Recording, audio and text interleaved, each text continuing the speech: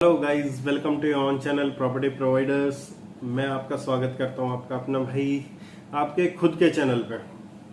आज commonly 2 mistakes के बारे में डिस्कस करेंगे जो कि लोग करते हैं वाइल चूजिंग प्रॉपर्टी, और जो आप लोगों को बिल्कुल नहीं करनी चाहिए मेरे हिसाब से।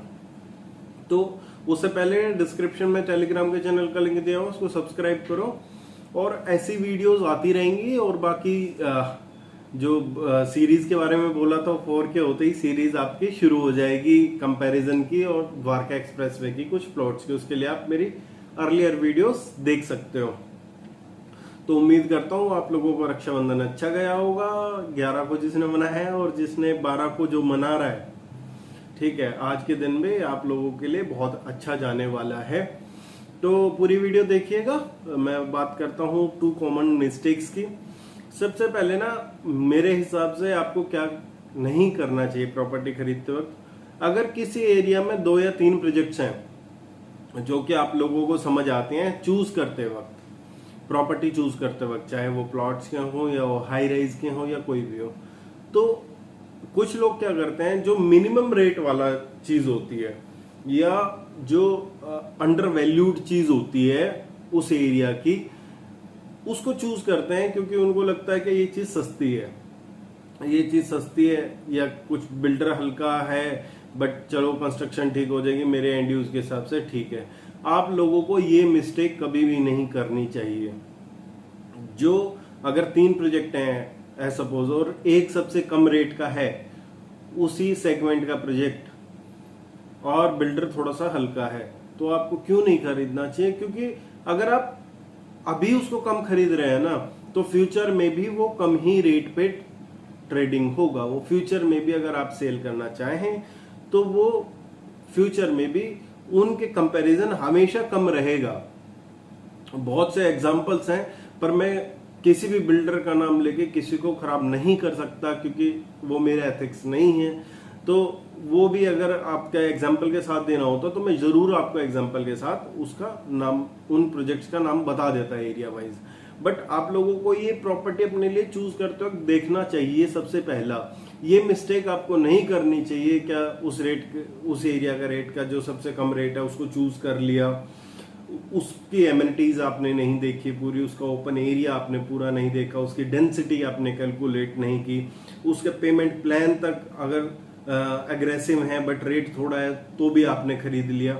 ये ना सबसे कॉमन मिस्टेक है प्रॉपर्टी खरीदते वक्त। हमेशा आपको कभी भी अंडर वैल्यू प्रॉपर्टी नहीं खरीदनी जो उस एरिया की होगी, क्योंकि वो ग्रो भी उसी हिसाब से करेगी जिस हिसाब से प्रॉपर्टी का अभी का शुरुआत का चलन है। तो ये आप लोगों को, जब आप प्रॉपर्टी खरीद चुके होगे, अगर किसी ने इस टाइप की गलती की भी है तो आप अभी या फ्यूचर में आप देख सकते हो, क्योंकि जो दूसरी प्रॉपर्टीज हैं वो हमेशा उससे रेट कम ही रहेगा, चाहे वो पुरानी कंस्ट्रक्शन हो, चाहे वो नई कंस्ट्रक्शन हो, चाहे वो फ्लोर हो, चाहे कोई भी चीज हो।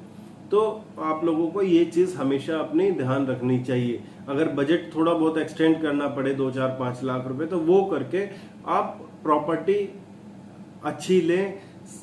सिर्फ और सिर्फ रेट को मत कंसिडर करें। अगर उसका रेट कम होगा तो उसका जरूर ही प्लान, उसका पेमेंट प्लान या ओपन एरिया कहीं ना कहीं उसने कॉम्प्रोमाइज किया होगा बिल्डर ने, या तो वो प्रोजेक्ट बिक नहीं रहा जब वो कम रेट करके बेच रहा है। तो आप लोगों को उस ट्रैप में नहीं आना है। सबसे पहली मिस्टेक आपको ये नहीं करनी है प्रॉपर्टी खरीदते वक्त। गुड़गांव में की भी बात कर सकते हैं और कहीं पे भी यही चीज सेम इम्प्लीकेट होती है मेरे हिसाब से। सेकंड चीज, हम लोग कोई भी हाई राइज खरीदते हैं, हम लोग कोई भी प्लॉट, आजकल दीनदयाल के प्लॉट्स हैं वो खरीदते हैं, एससीओ खरीदते हैं, कुछ भी लेते हैं, हम लोगों को उनके पेमेंट प्लान के हिसाब से अपनी कैलकुलेशन इंटरेस्ट की करनी चाहिए। किसी भी चीज का, अगर आपको लगता है कोई हाई राइज बेच रहा है, शुरुआत में उसने 10-90 बेच दिया, फिर उसके बाद 30-30, 40 का पेमेंट प्लान कर दिया, फिर उसके बाद 50-50 का पेमेंट प्लान कर दिया, तो you should keep in mind क्या मेरा पैसा कितना जा रहा है और मेरी किस हिसाब से उसमें कैलकुलेशन होती है।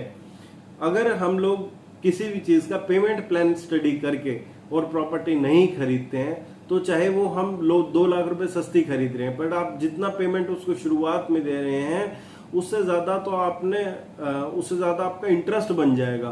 तो ये चीजें ना अब काफी हाई राइज हैं, जिसमें जाते जाते सुपर स्ट्रक्चर पे जाते जाते 90% पेमेंट चली जाती है। तो आप लोगों को जब प्रॉपर्टी खरीद रहे हो ये 2 चीजें जो कॉमन है ये जरूर देखनी है, क्योंकि अगर आप ये चीजें नहीं देखोगे तो इन फ्यूचर भी जो आप गेन करोगे, जो आपका प्रॉफिट का मार्जिन होगा, उस मार्जिन में से आपकी भारी कटौती आपको देखने को मिल सकती है। तो ये मेरी सजेशन है आप लोगों के लिए। और ना अब आगे जो प्रॉपर्टीज लाऊंगा मैं 2 चीजें बिल्कुल ध्यान में रख के आपको प्रॉपर्टी सजेस्ट करूंगा। एक तो पेमेंट प्लान, लेआउट और कॉमन फैसिलिटीज। ये चीजें आपको सिर्फ लोकेशन दिखा के बोल के ये रेट है ले लो, ये वाला काम नहीं करूंगा। अब आने वाली जो कंटेंट है वो बहुत बेहतरीन होता जाएगा, बट उसके लिए ना चैनल को सब्सक्राइब करना बहुत जरूरी है। चैनल को सब्सक्राइब करते रहो। इन पैरामीटर्स पे जो जो प्रोजेक्ट खड़े उतरेंगे वो प्रोजेक्ट आपको सजेस्ट करे जाएंगे। उसके बाद भी आप अपना ड्यू डिलिजेंस करके और चाहे तो मेरे साथ आप लोग कंटिन्यू कर सकते हैं अपनी डील्स को। प्यार देने के लिए बहुत बहुत धन्यवाद। मिलते हैं अगली वीडियोस में और बने रहिएगा प्रॉपर्टी प्रोवाइडर्स चैनल पे। इसमें प्लेलिस्ट में जाके आप चैनल में अपनी मनपसंद की वीडियोस देख सकते हैं या तो मेरे अपलोड्स में जा सकते हैं। Thank you.